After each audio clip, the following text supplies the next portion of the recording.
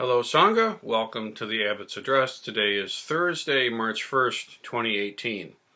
So we're going to start now looking together at some of what I consider to be the most important texts from the classical sutra tradition. Okay, so I've already held up the Roaring Stream and its collection of Zen texts and Zen teachings as a pretty good kind of look at things.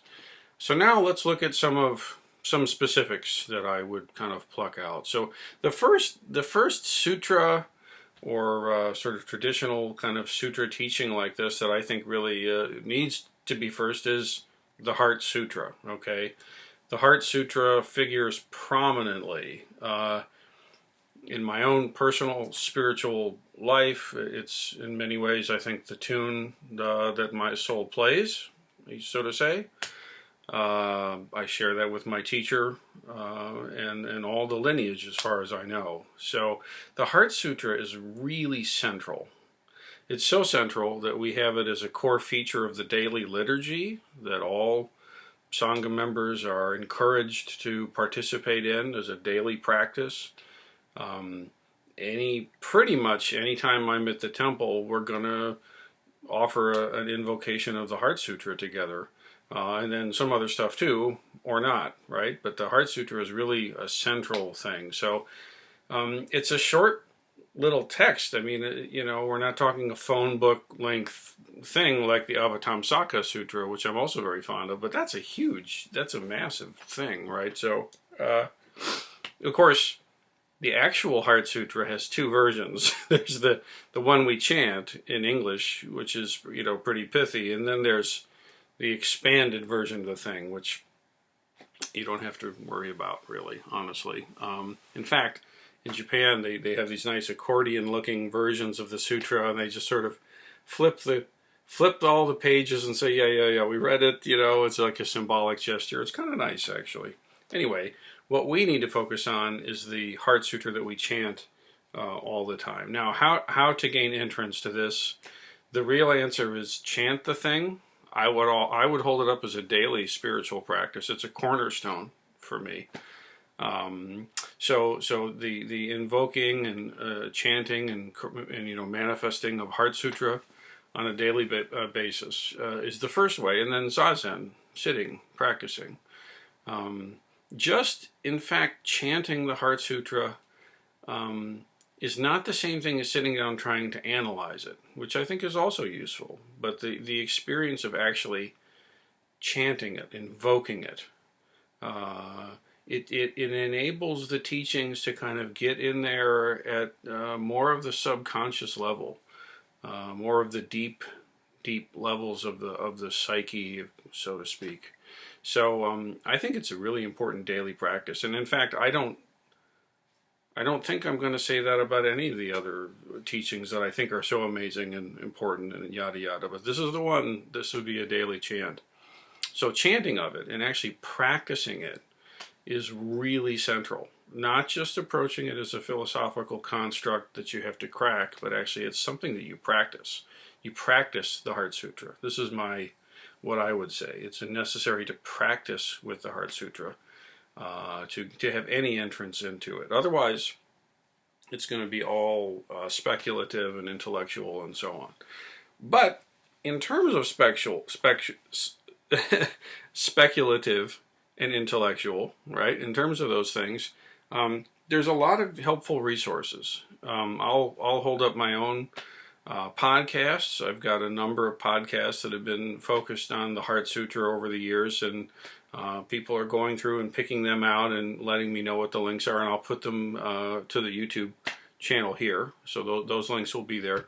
There's also, thankfully, a lot of really great teachers who have addressed the Heart Sutra. I mean, you have to, honestly. It's basically the only thing we really teach in a certain way.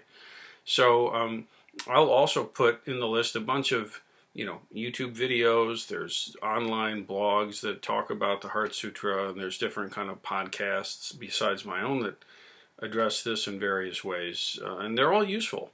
And I think it's useful to kind of dip into different teachers' views on this thing and different teachers' takes, and don't worry too much about memorizing everything, but actually just let the different folks' approach kind of wash over you. For me, I'm going to hold up some things here. This, the one that I keep coming back to, if I need a single source for entrance into what the Heart Sutra is about, I'm going to hold up this one. Okay, it's called The Essence of the Heart Sutra by the Dalai Lama. There he is. Ever wonder what he'd look like with a beard? I don't know. Who knows? Anyway, there he is. I keep coming back to this one as my preferred academic look. Okay, and there, to be fair, there's a lot of them that have nice things to offer. But for me, this one really spells things out in a way that's intelligible and understandable, meaningful, and he's got some real tradition to back up what he's saying in terms of these things. But there are others. Okay, so I just scanned through some of the books back here. This one by Red Pine is something that a lot of teachers really enjoy. A lot of practitioners find a lot of value in Red Pine's translations, just in general. So the Heart Sutra, translation and commentary by Red Pine, that's definitely worth a check out, checking it out. Let's see here. This Heart Sutra by Kots Tanahashi, okay? Not my favorite, but definitely interesting perspectives and worth looking at if you want to go this way with the thing. A Comprehensive Guide to the Classic of Mahayana Buddhism, Kots Tanahashi. A nice look. This is an interesting one by Geshe Rinsen called, oddly enough, the Heart Sutra, right? So there's that one. Interesting. I mean, if I have to pick one, again, I'm always going to go back to the Dalai Lama's Essence of the Heart Sutra. That's my main way. But I mean, Thich Nhat Hanh's got a book on the thing, etc. Okay, so you can spend a lot of time reading books about the thing, but the most important thing, again, is to practice the Heart Sutra. Okay, if you actually take up a daily practice of the Heart Sutra, then, in my view, your reading will have some benefit to it that otherwise it simply won't, okay? And there's something very, what do I want to say, magical, I guess, about actually invoking the Heart Sutra daily. It does something. I firmly feel this, that, a place where the Heart Sutra is maintained and honored is, it's an important thing. It's a place that you want to be in. So I offer it up to everybody to take on. If you would like a copy of the daily liturgy that we have for the Sangha, simply make a comment or something below here and we'll make sure you get one sent out to you. Yeah, and then also my teacher James Ford has a good blog post that lists a bunch of resources and different people's translations, so we'll look at them. So we begin our conversation with the Heart Sutra. In terms of announcements, this is the Ango opening session. We've got some weather happening right now, so we're going to start it in the morning rather than tonight. But Ango is upon us, okay? Spring Ango, and the topic is death, dying, grieving, being with death, what it is to live in the light of the darkness of death, or is it dark? So the main text for that, again, is the 5 Invitations. This is a new book by Frank Ostaevsky. It's a really, really good read. Very easy, very simple.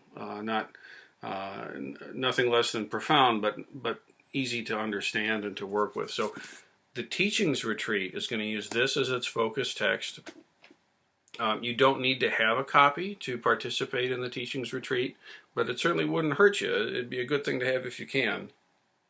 So it's available from Amazon or wherever you get nice books. It's available and accessible now. So that Teachings Retreat is going to start Tuesday morning, I think at 9, and it's a commuter retreat. It'll go from Tuesday all the way through Saturday and then conclude with the Sunday service. So a big training time coming up.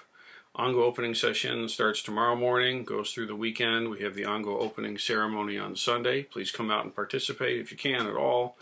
And then a day's rest, and then we get into the teachings retreat all the next week.